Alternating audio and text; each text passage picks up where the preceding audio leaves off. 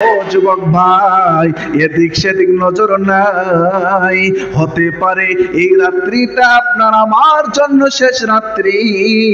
আমার জীবনে আর সবে বরাতের রাত্রি পাবো কিনা কোনো গ্যারান্টি নাই। আছে কি? কোনো গ্যারান্টি নাই। ও বাপজানরা, এখনো যারা বাসার মধ্যে শুইয়া আছি, তাড়াতাড়ি কোরআনের মহাব্বতে চইলা আসি। ও মারা যারা গল্প করতেছে বাসা বাড়ি বসিয়া, না না না, আর সময় নষ্ট করা যাবে না। কত মানুষ রাস্তার মধ্যে অ্যাক্সিডেন্টে মরিয়া যায়। আজকে তাজা খবর, ফুলবাড়ি রোডে বিজিবি ক্যাম্পের ওই জায়গায় হায় হায় একটা ছোট্ট সন্তান সাইকেল নিয়ে ঘর থেকে বের হয়েছে। ঘর থেকে বের হয়ে যখনই রাস্তার মধ্যে উঠছে, সঙ্গে সঙ্গে একটা গাড়ি এসে তাকে পিষে দিয়ে চলে গেছে। ও যুবক ভাই, তুমি মনে করে নিয়েছো তোমার তো এখনো বয়স হয় নাই। হায় হায়, তোমার শরীরের চামড়াগুলো টান টান রয়েছে। তুমি মনে করে নিয়েছো আগে আমার বুড়া বাপ জান্না যাবে। না না না না, কে যে কখন চলে যাব কারো কোনো গ্যারান্টি। ওই সন্তানটা কোনো দিনের জন্য মনে করে নাই যে আজকেই তার শেষ দিন। এই জন্য আমরা কিন্তু কেউ বলতে পারবো না এই রাত্রিটা শেষ পর্যন্ত আপনি আমি থাকতে পারবো কিনা। এই যে কথা বলতেছি না, আল্লাহ কথা বলাচ্ছেন। আল্লাহ যদি জবানটা বন্ধ করে দেন, আমার আর কোনো ক্ষমতা নাই। কথা বলেন ঠিক কিনা? ও বাপজান্না, তাই ওরা জানাই আর দুনিয়ার জমিনে যতদিন বাইসে থাকবো,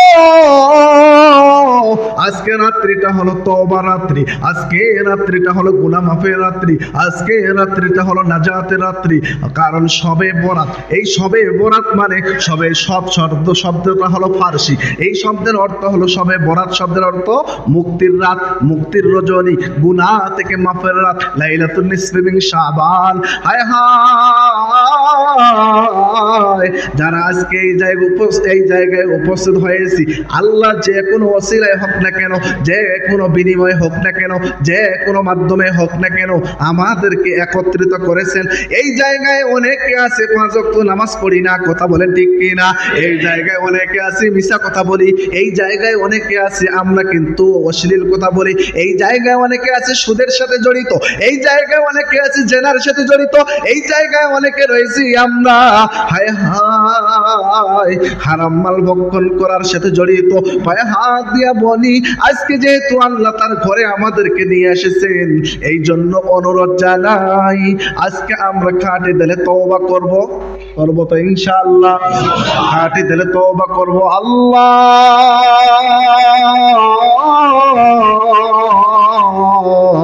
জানি না মালাকুল মউতের ফেরেশতা কখন যেন আমার দরজায় করাঘাত করবে, আমার কিন্তু জানা নাই। ও মালিক আল্লাহ, আমি এতদিন যা কিছু করেছি, সকিনার পিছনে ঘুর করেছি, আল্লাহ না বুঝে করেছি। হায় হায়, বল্টুর মায়ের সাথে প্রেম করেছি, না বুঝে করেছি। আল্লাহ, জীবনে যতদিন বেহায়া দিবস পালন করেছি, লুচ্চা দিবস পালন করেছি, আর করব না, আর করব না, আর করব না। যদি এইভাবে যদি কেউ তওবা করতে পারি, আমার রব আল্লাহ বলেন, বান্দা আর বান্দির চোখের পানি কাল পর্যন্ত আসতে দেরি, আল্লাহ দোয়া কবুল করতে দেরি করবেন না। ও মুসলমান বাপজানরা, পর্দার আড়ালের মা বোনরা, যুবক ভাইরা, তওবা করা যাবে তো? যাবে তো? আল্লাহ পাক রব্বুল আলামিন বলেন, ইয়া আইয়ুহাল্লাযীনা আমানু কু আনফুসাকুম ওয়া আহলিকুম নার, কু আনফুসাকুম ওয়া আহলিকুম নার। যারাই ঈমান আনয়ন করেছি, যারাই নামাজ পড়েছি, যারাই আমরা দাড়ি রেখে দিয়েছি, যারাই টুপি লাগাইছি, যারাই পাঞ্জাবি পরিধান করেছি, যারাই মসজিদে এসেছি, তাদেরকে আমার রব আল্লাহ তাদেরকে সম্বোধন করে বলে, ইয়া আইয়ুহাল্লাযীনা আমানু। আল্লাহ কিন্তু বলে নাই ইয়া আইয়ুহাল্লাযীনা কাফারু, বলেছে? বলেছে?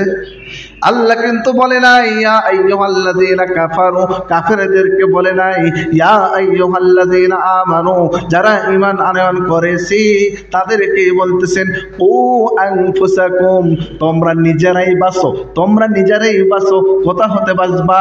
ওই জাহান্নামের আগুন থেকে তোমরা নিজেরাই আগে বাঁচো। কাদেরকে বলতেছেন?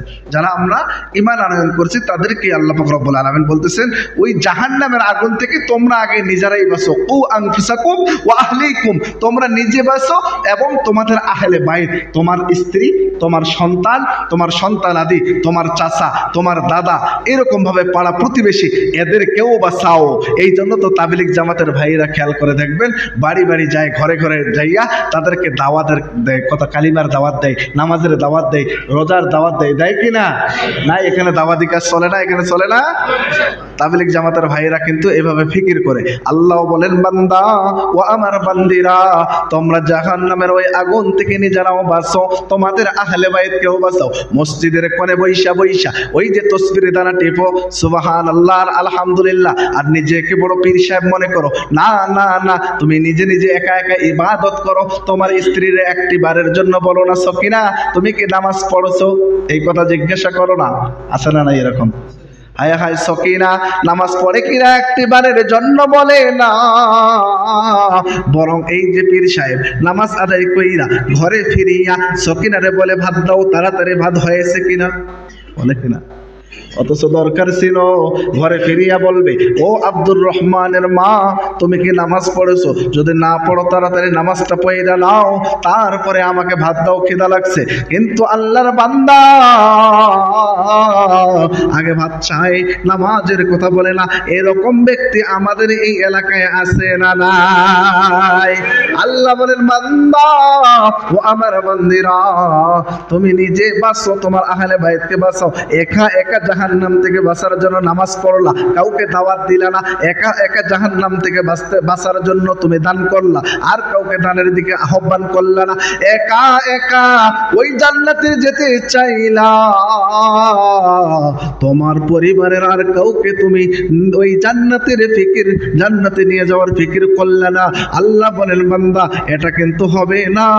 এই মহল্লার মধ্যে যদি গজব নাজিল হয়, ওই যে ব্যক্তি যারা নাফরমানি করে তাদের সাথে আমাদেরকেও কিন্তু জ্বালাইয়া দিবেন। কথা বলেন ঠিক কিনা? আল্লাহ রাব্বুল আলামিন বলেন বান্দা ও বান্দিরা, এই জাহান্নামের আগুন থেকে বাঁচো, যার জ্বালানি হিসাবে ব্যবহার করা হবে মানুষ আর পাথর। বলুন না নাউজুবিল্লাহ। মানুষ আর পাথরকে জ্বালানি হিসাবে ব্যবহার করা হবে জাহান্নামের আগুনে।